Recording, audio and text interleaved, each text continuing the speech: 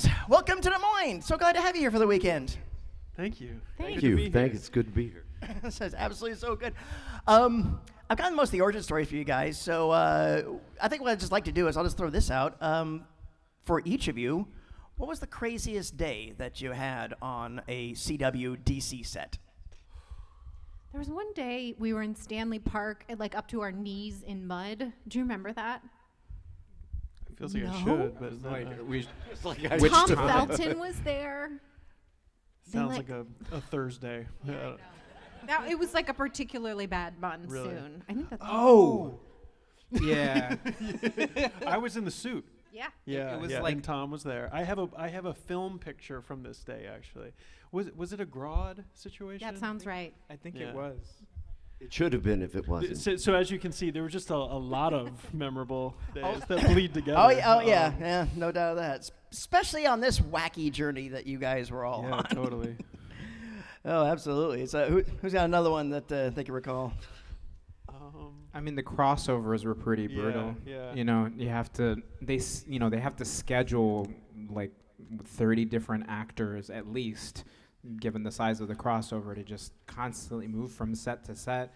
And if you're even just just a little bit behind on one scene, that throws off the whole thing, and creates a domino effect for all the other shows. And so you're like the hurry up and wait element is just insane. You know what's coming to me now too? Actually, is all the way back at the pilot when we were at the airstrip for the first time. So cold. And I was in a little singlet, in that little like wrestling singlet with the hockey helmet, and I was already cold to begin with and feeling a little vulnerable and insecure, and then we're finished the whole running sequence, and David Nutter was like, so we're gonna have you lay here, and we're gonna just we're gonna use this fire hydrant of water that's gonna rain down on you, and it was March. Or maybe even February. Yeah, it was cold, and they were using fire hydrant water to shoot into the air to fall down on me. That had to have been like probably 40-some degrees. Like, I've never been so cold in my life, and I will never forget the walk. It was like a 10-minute walk, like through the airport back to our trailers. I just remember walking in my little singlet with a robe on, like, Oh my God. to go take a hot shower. A weird part for me was when I went from playing Henry Allen, which were wonderful intimate scenes with father-son. I was the soft shoulder for Barry to Rock put his hard head shoulder. on. A rock hard shoulder. Rock hard shoulder. That's what I meant to say. Thank you. You're welcome. He's got my back all the time. Anyway, but it was a very sensitive relationship. And then I became Jay Garrick. And there was the scene where I snatched him out of the Speed Force, and we went to the coffee shop. And on the bar, they were playing an episode of Dawson's Creek.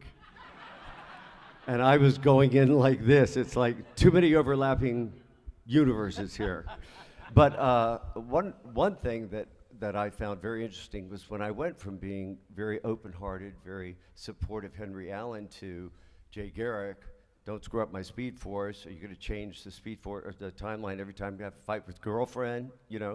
And we're running lines back behind the coffee shop. And at one point, I don't know if you remember, but you just put your head down and started laughing. I'm like, yeah, it looked like your dead dad. Sorry about that, but here's the deal. And he said, it's just so weird hearing these lines coming out of your face. So that was an adjustment.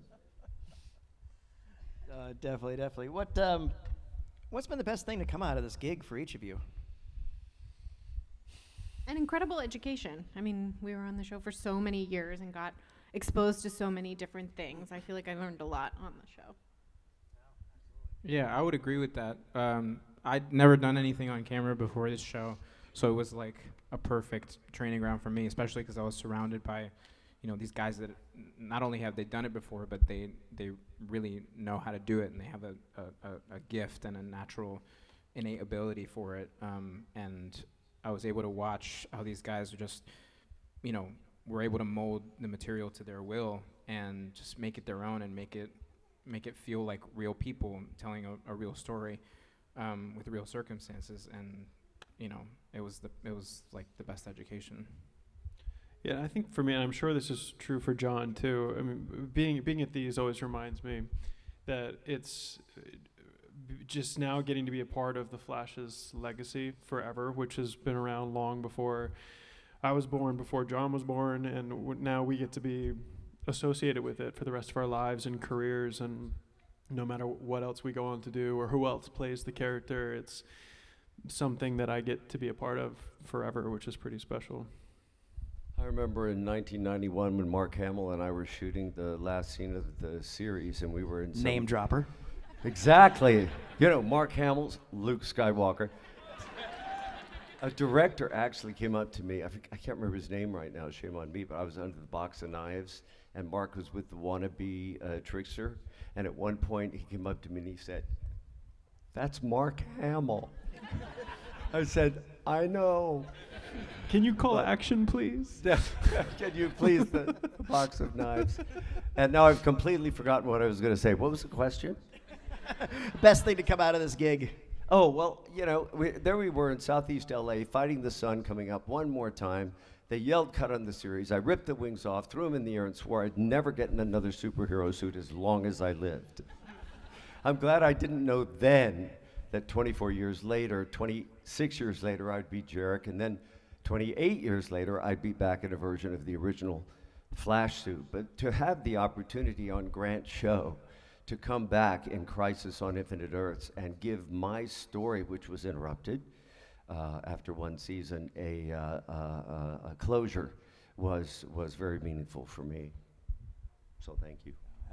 Absolutely. And again, as a longtime DC fan, that the whole CW universe was just such a wonderful time because it really Guggenheim and the rest of the creatives just did a wonderful job of really fighting for the integrity of the characters and to keep as much as they could from the comics, but also defining them in the medium of television and giving everybody an arc and even expanding on some of the characters. You know, it's just like taking stuff with Frost and Vibe to places that had never been in the comics and giving a wonderful sense of similitude. So on behalf of myself as a DC fan and the audience and all the fans, I just thank you all. Thank you for your talents and your professionalism, for the performances and the directing that you all gave in this wonderful series. Thank you. Thanks.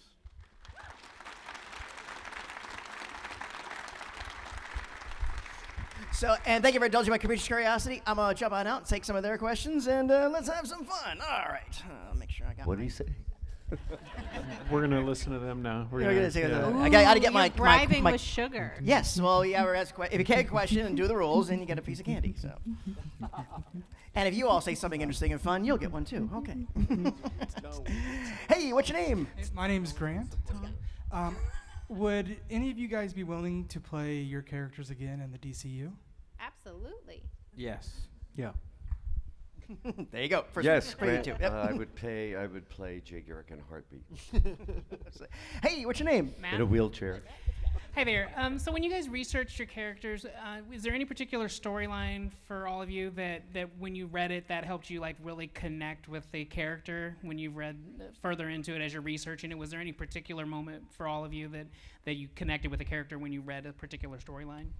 I'm going to be honest, I didn't do that much research. I felt like, especially our first season, it was so layered and there were so many storylines I was trying to hold on to that if I tried to also understand the comic books and those storylines, I would have gotten really confused.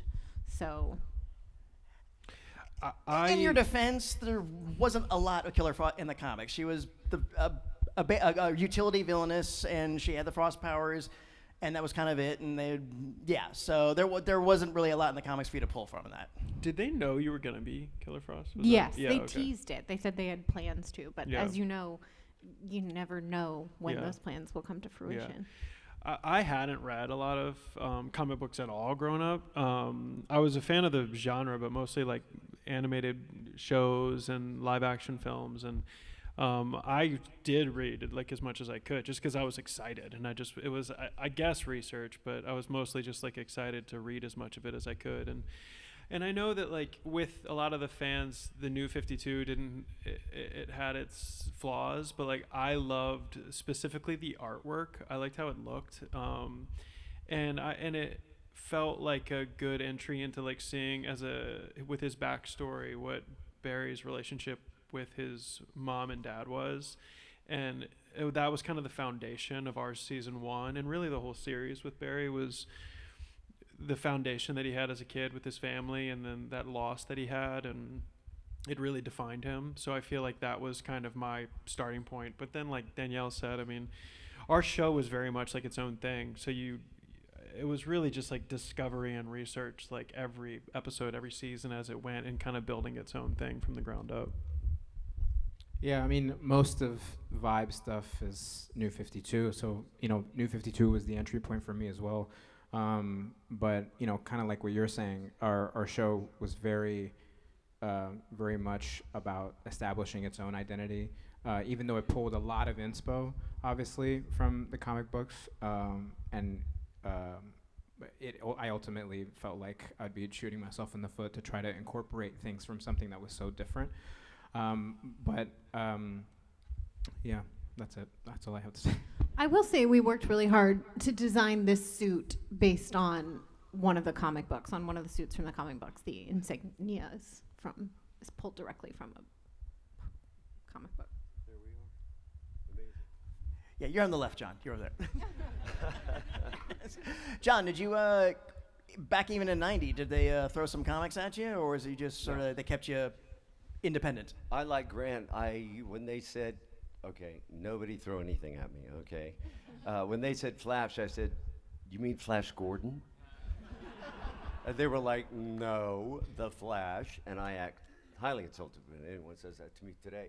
But I really took everything I needed from Danny Bilson and the late Paul DeMeo's hour-and-a-half script. And I realized that they were treating the character a new way of telling these stories for television, taking the characters truthfully, if not realistically, because it's not a realistic universe, but that, these are real human emotions, an unblessed son in a cop family where real cops work the streets, and he's weaving his way through getting these powers and being very uncomfortable, wanting to be rid of them at the beginning. I just took everything that I needed. And I think, as with the new show, we were all lucky to have producers that were lifelong comic book fans. I always got the feeling with the new show that they were not creating content for a mass audience, that they were writing shows that they wanted to see.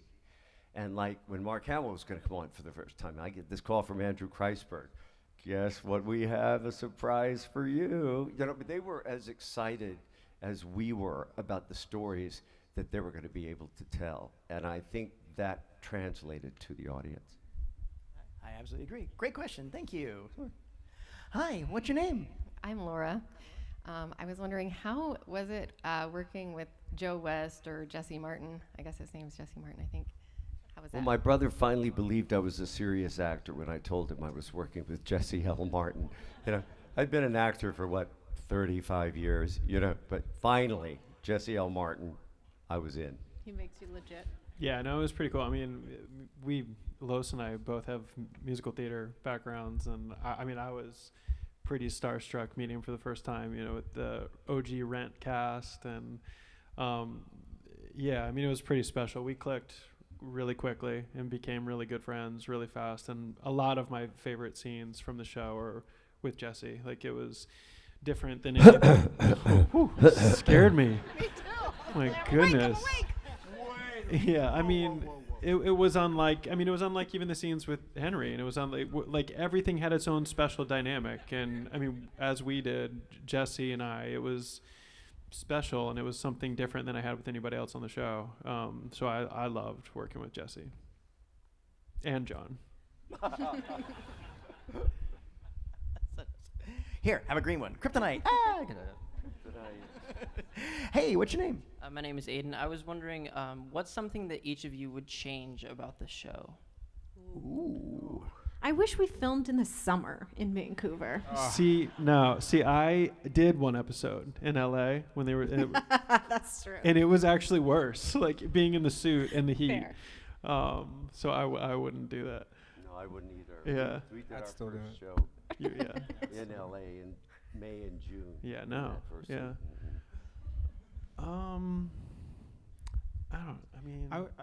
I just speaking for like my character's stuff and my journey with the show. They made this decision to have Cisco take a cure and get rid of his powers. I never I understood why they made that decision, but I just didn't agree with it. So if I could change anything, I'd probably change that.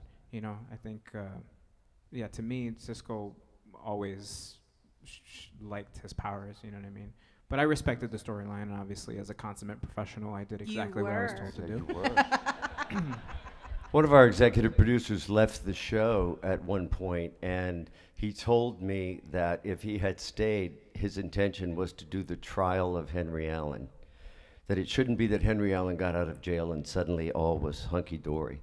And I would love selfishly to have played the trial of Henry Allen. Fair. Good question. Thank you.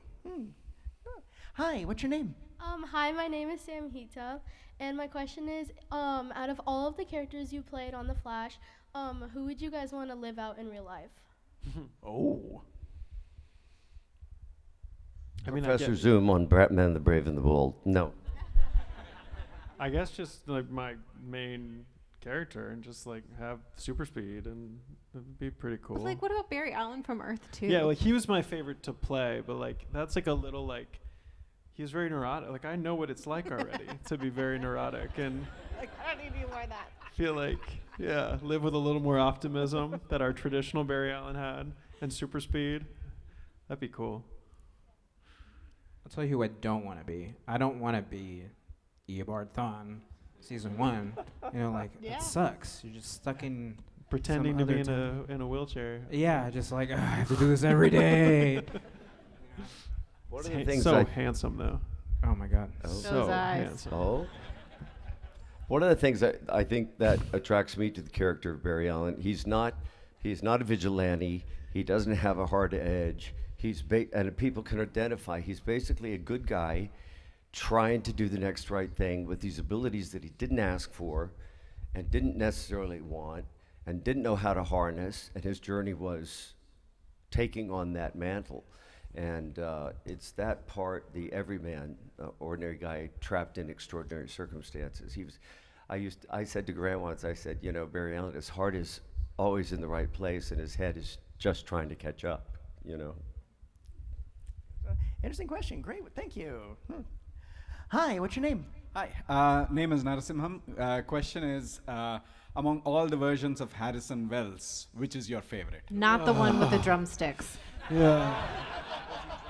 He's not here to defend himself, so this isn't fair. But we would talk about him like this if he was sitting right next to us. Yeah.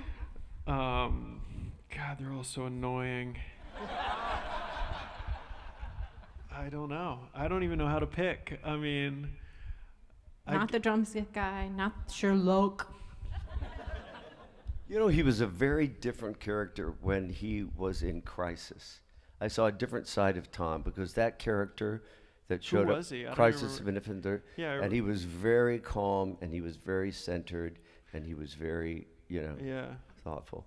I don't even remember who he was in Crisis. I can't remember the name of that character. Well, he was in a Harry Greek for a while, suit. but Harry was like he was He's like grumbly. Yeah, he was always grumpy. Like, I don't know who HR had the drumsticks. Is that right? I think so. Like, I can't believe I'm gonna say this, but No! that might have Do it. been my favorite. Oh Like, my God. he was so dumb and just like so excited about everything, and like he was like, "Hey man, this is great," and like so like HR Ian.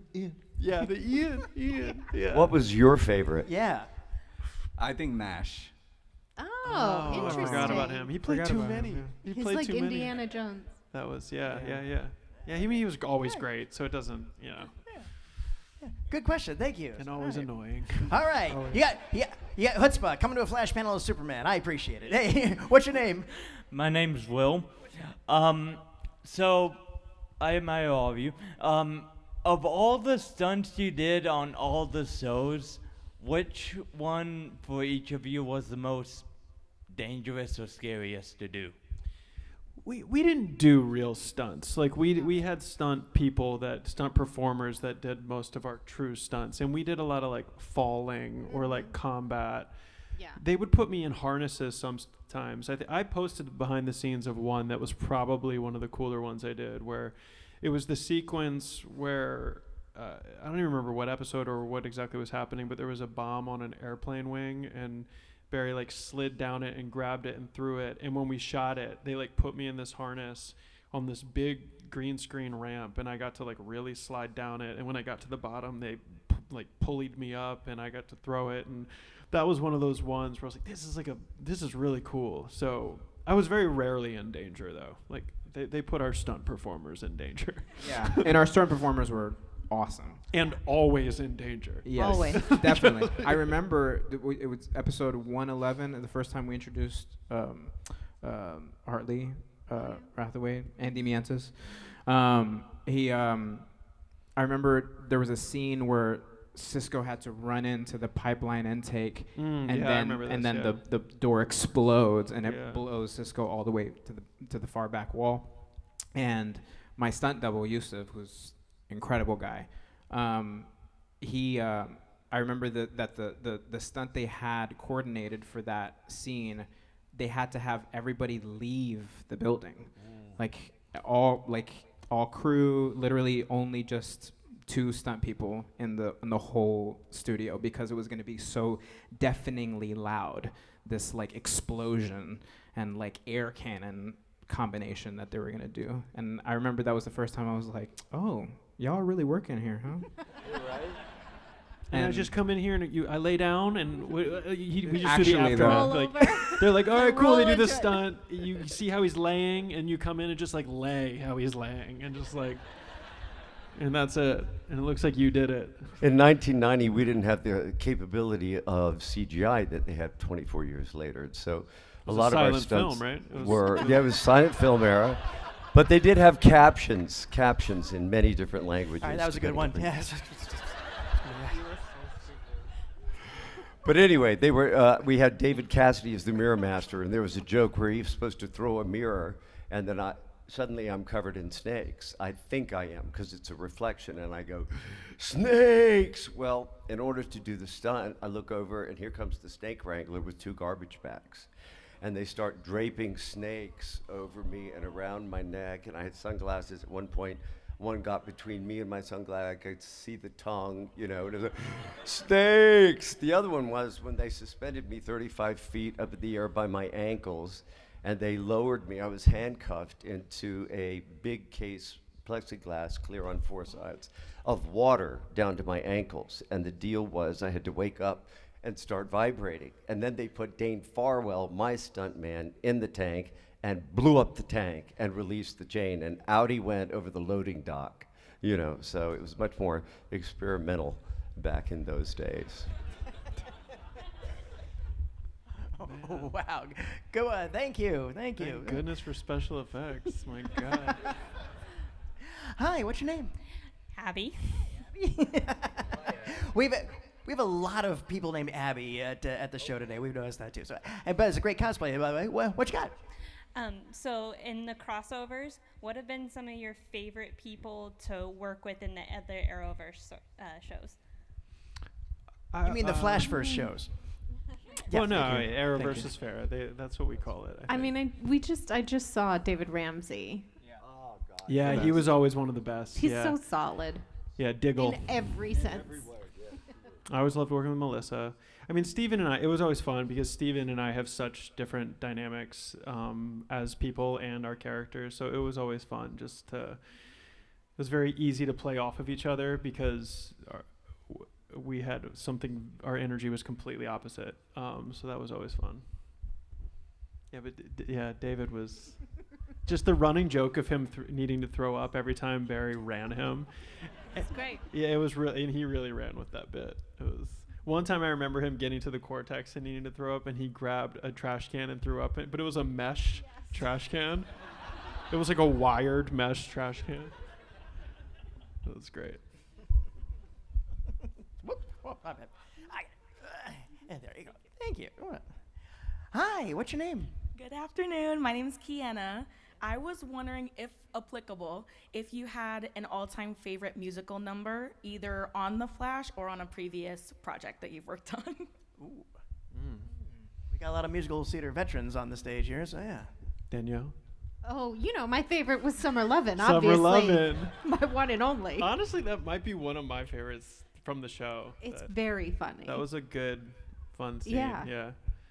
That might be my favorite from Flash because it was. I like when it's like just kind of it's actually taking place in reality, like that was, and it was such a we had never seen. You're my super friend. That one didn't. That was that was fun. I liked seeing all you guys. It was you, Jeremy, Darren, and John sang. And what was that? What's the song was that? Put a Little Love in Your Heart. Yeah, that was great. That's probably my favorite from Flash. I wasn't well, I was part of it. I'm just standing there watching you guys. And I think I'm like standing, right? And then, because it's just me and Melissa. And then I remember it was not in the script, but I started to I wanted to do the choreography with y'all. So I was like watching you guys, like trying to learn it. As Barry's watching. Yeah, so I like that one. But I wasn't really a part of it. That one was all right. I have to, shout out to my Up Here family, which is like a family of 2 people. But I did this show called Up Here, which is basically a musical rom-com, and that was really fun, a really fun experience to get the chance to do a fully realized, fully staged production number. And it just really challenged me in a lot of really significant and engaging ways. I just had a lot of fun doing it, and I love every number that we did on that show. It was a really special show. Yeah. Oh, yeah. Great. Thank you. Hey, what's your name? Hello, name's Connor. And my question is, when y'all have, throughout the show, y'all have had your same character with different appearances at the same time. How difficult was that filming-wise? Difficult. And Danielle can talk about it because she's done it more than probably any of us and directed episodes where it took place, probably, right? Mm-hmm. So explain that. Explain how that works. Go ahead. I mean, it's challenging. I mean, when they floated the idea of me playing both characters, it was only supposed to be for a few episodes, and then it ended up being almost 3 seasons, so that was unexpected. But the way it would work is we would film my scenes generally as Caitlin first, and then I would have to spend the 90 minutes to change into Frost, and then we'd film everything as Frost, and sometimes they would use this big crane that has to record the movements, and then you're completely married to the timing, and it was tedious for sure.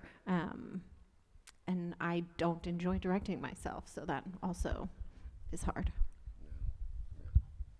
Wait, did you ever have to direct a scene where it was just Caitlin and Frost? No, they were smart enough not to do that. Wow. We learned after a while, because I was I would just let me be one character in the episodes where I'm directing. Yeah, it was fun in the 1990 Flash. We did an episode with the Blue Flash. And the interesting thing was we were actually filming in the old Patty Duke studio. So I was the Blue Flash and I was the Red Flash. And it was like, meet Patty, who's lived most everywhere. It was doing scenes with myself and my excellent stuntman, Dane Farwell, who would memorize every movement I made. And then when they shot over his shoulder, he would duplicate it exactly. And in that particular storyline, Twin Streaks, I got to actually take a bullet for myself and die in my own arms. So how often do you get an opportunity to do that? I thought that costume was interesting, the way they gave Pollux his own symbol and stuff, and they just took one of your costumes, I guess, just painted it blue. Yeah, they flocked it with a blue material. Anybody got any upcoming projects you're allowed to share with us? No. Not at all. That's why I say aloud. I have a movie coming out some point this fall called Second Guessing Fate on the CW again. Right on. Thanks. I did a short film in July called Scallop Season. We shot during Scallop Season in Clearwater in July, and that'll be at short film festivals, and they'll be trying to get the money to shoot a feature-length film version of that. And one final question. Would y'all like to take a picture with this wonderful audience? Yes. I would love it. All right, everybody. Here's what we do. We invite everybody to come towards the stage, not on the stage. Everybody come up towards the stage. Want to take a picture of this amazing cast? And all of you.